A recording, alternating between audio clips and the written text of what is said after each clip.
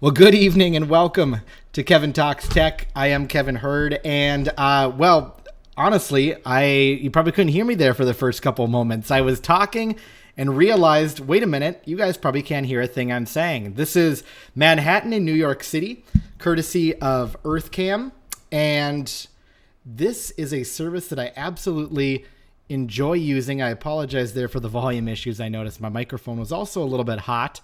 Boy, we're off to a good start here tonight. It is 11 o'clock in the East right now. It's 8 o'clock in the West as we kick off this edition of Kevin Talks Tech Live. Again, this is a live image we're looking at right now of the Brooklyn Bridge in Manhattan, New York City. Right across, I think we're on the Manhattan side right now, looking toward Brooklyn and the Brooklyn Bridge there. Again, this is EarthCam, a service I enjoy using, looking at cameras all over the world. It's kind of a cool pastime anyway.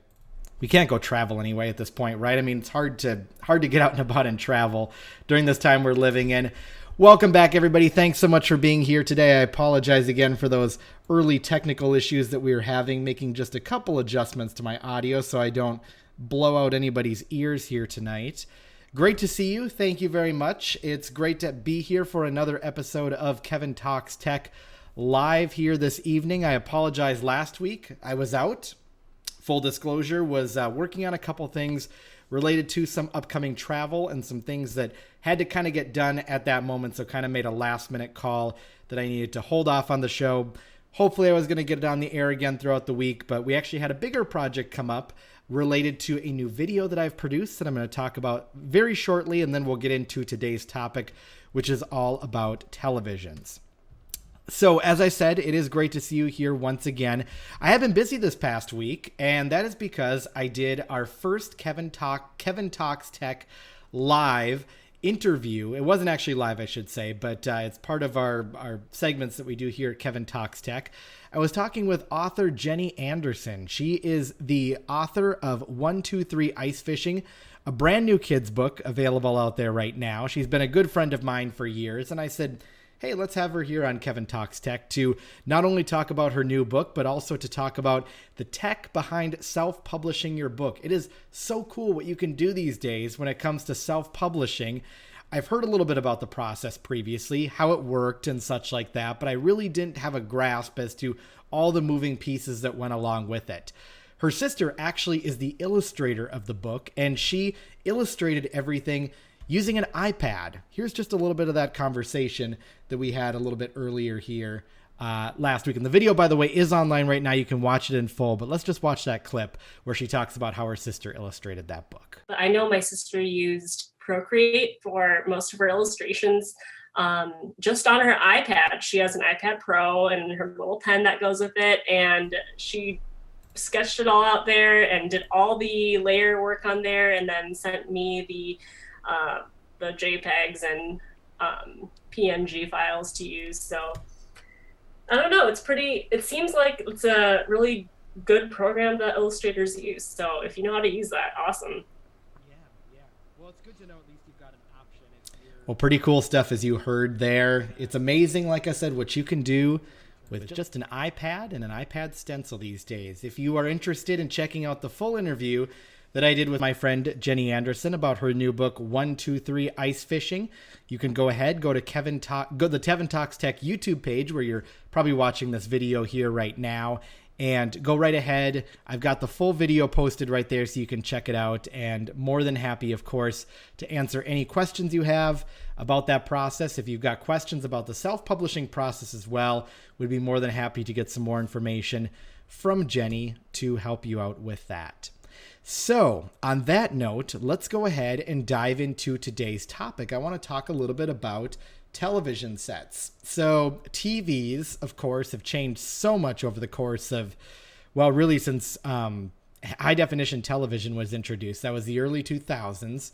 Prior to that, of course, we were on analog. And then, of course, there were big jumps made, going way back. I think it was probably in the late 60s, something like that, where we made the jump to color television. But early 2000s was a big year. And then as we got a little bit further into the new century, right around that 2015 mark, I want to say 2014, actually it's probably more like between 2014, 2016 is when we really start to see, when we saw 4K take off. as a particular technology that you could utilize. And so what I want to talk about today are the specs on television sets, because if you have been shopping for a TV in the past, you know that that process can be a little bit cumbersome if you're not familiar with what to look for in a television set.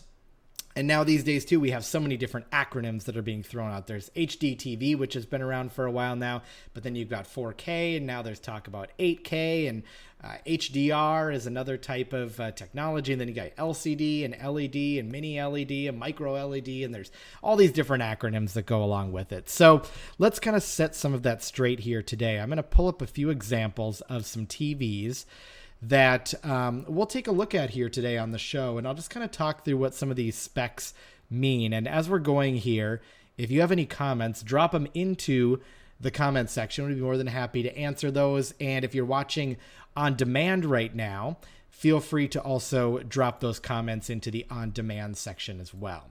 So let's see here. I'm going to pull up a particular television that we'll look at. I know my sister used... Oops, that's not the one I'm looking for. I actually just recently made a change here. This whole time that we've been doing Kevin Talks Tech, I've been looking at myself on this monitor right here, but now I'm on the dual monitor setup. And so I've made a little bit of a change with that. There we go. That's what I was looking for. So we'll just shrink that back here a little bit. All right, so what I want to do, like I said, is talk a little bit about the specs, because this can get a little bit confusing sometimes with all the different specs that are listed on a television set. So a lot of times if you're looking for specifics about what is included in a TV, you'll always want to roll down to this area here called the specifications, or sometimes they call it specs for short. So let's talk a little bit about what some of these specs mean. Just for a little perspective here too, we're looking at a Westinghouse 65-inch LED 4K UHD Smart Roku TV. Boy, that is a mouthful. From Westinghouse, it's $399 at Best Buy right now, was normally $600. A pretty nice deal, actually. Right on par, actually, with what I paid for my TV on a Black Friday a couple years ago, although I have a TCL. So we'll go down here to the specs, and let's talk just a little bit about what these mean. And just a heads up here too, as we're doing this, I'm doing my best just to also keep an eye on the chat as we go, just in case anybody drops any comments in here. So just a heads up that I am also kind of keeping a little eye on that here too as we go. So one of the first things you're going to see here is we've got a few different display types out there. You've got your LCDs, you've got your LEDs, you've got your micro LEDs and such. And then, of course, at one time there was also plasma. And plasma you don't really see anymore. It was expensive. Had a really nice display. I mean, just a really nice crystal clear looking display, but ultimately, just heavy, expensive to produce and such. LCD and LED are a lot more cheaper to produce. And so what we're seeing a lot more these days are the LED television sets. There are still, of course, some LCD television sets out there. And really what this ultimately comes down to is just kind of the way the television is lit, basically. Because, of course, televisions sets are made up of different panels of lights within the TV. And those lights ultimately display on the screen. And that's ultimately what makes up the picture. And so LED, I'm trying to think if I have an LCD actually. There was kind of this period where we went from the analog TVs, the plasma came out, and it was kind of plasma versus LCD for a while. But then LED came along, and now you really don't necessarily see a lot of TVs with that LCD label. But again, this just refers to the type of lighting on the television set. And then we get into this resolution area down here where it says 4K on this particular TV set. And what we're talking about here with 4K is ultimately the lines of resolution that go across the TV. So TVs are made up of lines of resolution. And the more lines of resolution you have, the sharper, more crisper the picture is going to be. So when we're talking about 4K, really that's referring to the number of lines that run across the TV. And I'm just drawing a blank here, but I want to say, I might actually have to look it up because I don't want to be wrong on this. But So 4K is referring to the number of lines, but I'm trying to remember if it's lines this way or lines this way. Let me just check that really quick, because I don't want to be wrong on that. 4K resolution lines. Okay, here we go.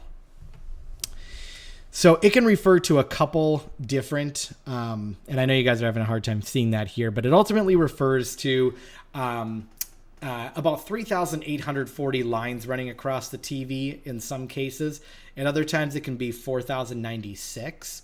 And so really that's kind of what that 4 is referring to, that 4K. K, of course, being 4,000. So 4,000 lines of resolution.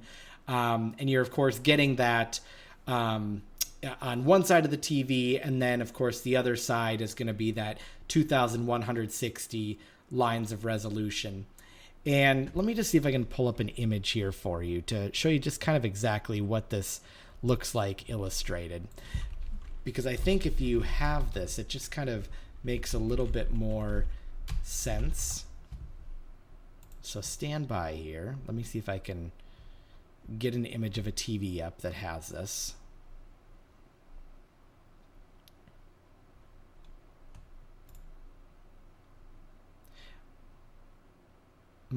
I wish that I could find an image for you. You know, I apologize, because right before we started, I didn't even think about that. I was like, shoot, I think an image would be helpful.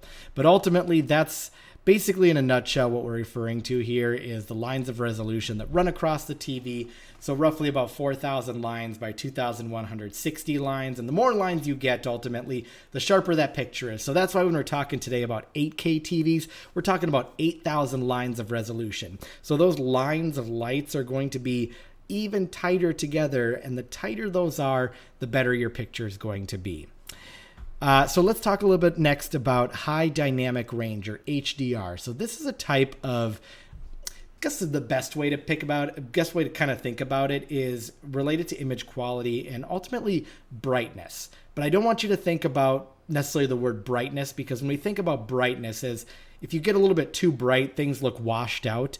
This just emits really kind of a different kind of light in a way, I guess you will, that just really makes the TV glow and it makes the picture glow. Ultimately, kind of the way they define it here. Video content, okay, well, this doesn't help describe ultimately. But high dynamic range is just going to take your 4K picture up even another notch. And it really looks great. If you put a 4K TV side by side with another TV that's just 4K, doesn't have those HDR capabilities, really you're going to notice the difference, because it's really just going to make that picture sing a little bit more. So anytime that I can get something with that high dynamic range, I do, is just going to make those colors pop a little bit more. Really kind of amp up those color levels. So I definitely recommend looking for something that has HDR capabilities, and HDR has become a lot more standard these days, so that makes it a little bit easier to get. So let's kind of jump around here a little bit, because there's a few things in here that for the average TV user don't necessarily make a huge difference. As we're going here, let me point a few of them out. So I do like LED over LCD. You want to make sure that you're in 4K. Now, you could also still go with an HD TV that has only HD TV capabilities. The nice thing about that is it's going to be cheaper. And honestly, the 4K content, it is out there, but it's not in great existence right now. Netflix, for instance, has a lot of 4K content that they're pumping out right now, and there's some other streaming services that do, but you also do need to make sure that your internet connection is capable of sending 4K content to the TV. And right now we're not seeing a lot of like cable and satellite type content that's in 4K. So you could go the HD TV route, but I am a big believer that you're better off to future-proof yourself. And unless you're just going to plan on keeping the TV for a short time, or you really don't plan on putting 4K content down there, then you could go with an HD TV. I talked about the high dynamic range. That's also important. For the average TV user here, let me talk just a little bit about the refresh rate, because this is also important as well. This is ultimately goes with how fast the TV changes images and such. And so generally you want that refresh rate to be a higher number. Now 60 is not a bad number, but there are TVs out there that, can do like 120 hertz. HZ is what that stands for, hertz. And so generally I always look for a TV that has a higher refresh rate. And especially when you're getting into this kind of range here too of something that's 65 inches. Now, granted, what I would recommend doing is, going to the store ultimately, especially if you're going to make a purchase this big, and really look at the TV close on. And as it's changing pictures, like pay attention to make sure like you're not noticing any lag in the pictures or anything like that. That's important. And make sure those pictures change really smoothly. And if you can and have the ability to do it, if the setup is right, see if you can look at a 60 hertz versus 120 hertz side by side, or at least, on one end of the store, look at the 60 hertz, then go down to the other end of the aisle, look at 120 hertz. Just kind of see ultimately if that's something you notice. If it's not ultimately that important to you and you don't notice a huge difference, that's really not a huge deal then. Then this kind of price point right here is great. $399, like I said, is not a bad price for a 65-inch smart TV that is 4K. So let's see here. Now let's go to the platform, because this is also important and something I always look for in a TV. So the platform is referring to the smart TV software built into the TV. If you're buying a TV from a manufacturer, like let's say Sony has their own smart TV software built into the TV. So yes, you can still do things like watch Netflix, you can still watch Hulu, because Sony has built software into the TV that houses those apps in there. And so you'll still be able to access them. And there's some other, manufacturers out there too that also offer their own type of software built in. I think Toshiba is another one of them. But then you also have some other platforms such as Roku TV, which happens to be my favorite one, where you see this in universal TVs, essentially. And so TCL, that's a good example of a company that produces Roku TVs. So Roku is the software. You may have seen these Roku boxes before. They hook up to a television set. If you're buying an external box, you put them in through the HDMI cable, and it allows you to access those apps like Netflix, Hulu. If you're like into news, there's the NBC News app, the CBS apps, all these different types of apps. Disney Plus, that's another very popular service. And so it's really nice because Roku is just a very common type of operating system. Not only can you buy it with the box, but of course they come embedded in the TVs as well, like is the case here with a TCL TV. And so I think that's something really worth thinking about too. If you have other Roku TVs like within the house, or maybe you've got a family member who doesn't live in the house and they have a Roku TV and you're sharing a common account with your Roku, that's kind of nice, because then you can, have the ability to go in and utilize those same apps on one TV, and then somebody in another place is utilizing those different apps. And if you're visiting that person a lot, then all those same apps are right there on their TV as well. So that's something I really consider thinking about too. And I'm just personally a really big fan of the Roku platform, so I definitely recommend that. So let's see, HDMI inputs. That's another thing that is also important to consider, because this is the main way that you connect different accessories to the TV. So this would be your Blu-ray players. This would be your Apple TVs. If you have a Roku external player, you would connect it via HDMI. Chromecast, DVD players even, not just Blu-ray players, but most DVD players, especially those that were manufactured more recently, are also running on HDMI connections. And so that's another thing. You just have to consider how many different things you're going to be plugging into your TV. If you have an Apple TV and you've got a Roku TV and you've got a Blu-ray player, well, that's 3 things right there. So now you've covered all of those HDMI ports already. So do keep that in mind. Pay close attention to how many HDMI ports you get. And the other thing that's actually also important too is if you have cable or satellite, because a lot of times those set-top boxes that you're utilizing for that do run through the HDMI input to get into the TV. So that is going to take up one of those slots as well. So you need to make sure to account for that too. Then there'll be some other just capabilities here too. You know, some TVs have Amazon Alexa capabilities, so you can turn the TV on and off with your voice, turn the channel with your voice and such. Some of them connect to Google's platform, which is very similar to Amazon. They have that same type of offering. Some of them have voice assistants, as you can see right here. And then as far as that goes, those are pretty much the big things that you want to pay attention to. I guess the other thing that's also pretty important here too would be not just the size. TVs are measured diagonally, so from one bottom of the corner this way. So this is how you would measure a TV right here. But it is important because as these TVs get a little bit bigger, sometimes the base to the TV also looks a little bit different. Some TVs are set up where they have like two legs on the side like this, or some TVs just have a base that runs in the middle of the TV. So it's important to know exactly what that looks like, because you don't want to buy a 70-inch TV. You think, oh yeah, this is going to fit just fine on my shelf. And then come to realize when you get home, oh wait, shoot, actually, if you measure it from leg to leg, it doesn't quite fit on my entertainment system. That happens. But you don't want it to happen to you, especially when you're hauling a big, like you said, 65 or 70-inch TV home. So do pay attention to that as well. And then, we kind of get more into the nitty gritty here and such like that. I think as far as features go, I'm just kind of looking through here to see if there's anything else worth highlighting.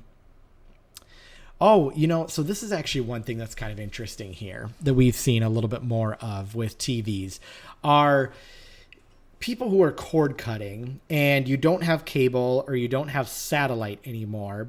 A lot of times what people are doing is they are then turning and utilizing an antenna. And an antenna, if you live in a major metropolitan area or close to one, allows you to pull in all of those broadcast channels for free. So that's your ABC, CBS, NBC, Fox, PBS, CW, those types of channels. So those are all free, which is great. And if you can pull them in for free, it's even better. So the only issue, of course, that a lot of people run into is when they're doing that kind of thing, one thing you kind of get used to when you've got cable is the ability to pause live TV, rewind live TV, and you kind of lose that ability when you're over the air. But some TVs do have a built-in USB port, and you can actually plug a flash drive into the back of the TV, and you can configure the TV in a way where you can actually pause live TV. And in some cases, you might even be able to back up and go backwards. It kind of depends upon the model of the TV. What it really is dependent on is the capabilities of the TV. So what that USB flash drive actually is doing is you've got it plugged into the back. So as soon as you hit pause, it's essentially writing and recording everything that's happening afterwards while it's on pause to that flash drive. And you're depending upon the size of the flash drive, it can hold a certain amount of content on the flash drive. But once the flash drive is full, it's going to start to play the broadcast back because there just isn't any more space to hold that live TV that's being accumulated while you're on pause. But that's a really cool feature. That's something that is part of my Roku TV that I have through TCL. Not all TCL TVs do that, but it is something worth checking out to see if that's a feature you could look into. There are also some media capabilities with that too. So the ability to put movies or to put videos on a flash drive, plug into the back of the TV, and then to be able to access all of those. Some people will do that with, different videos maybe that they've, I guess maybe like family videos or something like that, or different videos maybe that they've bought online and they've got a digital copy of it, such as like an MP4. They're able to go in, put those on the flash drive, plug it into the back of the TV, and then boom, there you go. So that's another thing that you definitely could keep in mind and keep a lookout for. And then just kind of a few other things in here, digital optical audio outputs. So this is going to be a lot of times for sound bars and home theater type systems. It's just really a way for you to be able to get all of that audio to one source, whether it be a sound bar or a receiver that has different speakers set up, just through one cord. And it's just a real nice small connection, very low profile cord that runs in between. And if you have a big system, such as like a big 5.1 or 3.1 kind of 7.1 surround system, you can run all that through one cord as well. Whereas in the past, when we, had that kind of setup and such with previous technology, you had to run all these different cords to be able to do that. But that audio output, digital output, does a real nice job of that. And then as far as it goes here, that's pretty much everything that you would need. If the TV, some TVs have built-in Wi-Fi, that's something you could also consider. Ethernet port is also another feature that some people like. That's the ability to not only connect actually, that's one thing that I do like. I should keep that on my list here too. So if you've got a TV that has built-in smart TV software, I really do like the Ethernet connection, because anytime you can hardwire into your internet connection rather than using Wi-Fi, it's better, it's faster, it's more stable, especially if you live in an apartment building where you're competing with all these different routers around you and such. It just makes for a nice, smoother connection, and you'll probably notice less issues with streaming and such. So if you can actually plug an Ethernet cable right into the TV, that's the best way to do it, to be able to get that internet connection to the TV so you can watch Netflix, Hulu, do that kind of thing. But having the Wi-Fi also is very nice on there too. And VGA ports, we don't see this a lot, but if you want to connect your computer to the TV and you have an old school TV, the VGA port is going to be what allows you to do that. So really, if you're going to plug a VGA port connected computer into a TV, like a 65-inch 4K TV, it is going to look like complete garbage. But that's the way you'd go about it. Definitely would recommend using an HDMI cable to run from your computer into the TV for it to look decent on a 4K TV. But that would be my recommendation there. Oh, and then finally, I should mention here, just in the title itself too. So the title of this is a 65-inch class LED 4K UHD Smart Roku TV. So let me just break this down really quick too before we close out for the night. A lot of people get 4K and UHD mixed up. Really, the terms are kind of interchangeable. So 4K obviously means 4,000 lines of resolution. And UHD means ultra high definition. And ultra high definition is essentially the same thing as 4K. So the words themselves are kind of redundant. I guess, though, as time goes on now and we start to get up to 8K, using it's kind of, I little bit of a differentiator then. But honestly, you could probably just say 4K Smart Roku TV and it would mean the same thing. But I guess now as we start to get into the 8K world and we see more of those roll out, you now just can't call it a UHD Smart Roku TV. Now we have to differentiate it. Is it 4K? Is it 8K? But ultimately, it just means the same thing. It's a step above high definition. It's ultra high definition. In this case, it's a 4K picture, 4,000 lines of resolution. So that's how that works. So I hope that you are at least have a little bit of background now about how the process works, about how you go about getting TVs, looking at those specifications. If you have any questions, drop them in the comments. More than happy to answer them, of course, as always. I try to get to the comments at least once a week, and sometimes I fall a little bit behind, and I always apologize for that, but I do try to get into the comments and answer questions as I can. But leave the questions there if you do have any. More than happy to answer them. And of course, if you have any other tech questions, anything else you want us to explore, let me know. I've gotten some good feedback here from people these last few weeks about some different tech topics, perhaps that we should look into, and certainly have those on my radar here too, as a few different items that I do want to try and cover here in the weeks ahead. I move my program in front of me now, so I'm not darting my eyes off to the left all the time. All right, guys. Well, hey, thanks so much for joining me here today. Great to see you for another edition of Kevin Talks Tech. Certainly appreciate it. I'll see you back here again next week on Monday. Until then, do stay safe and have yourself a great week.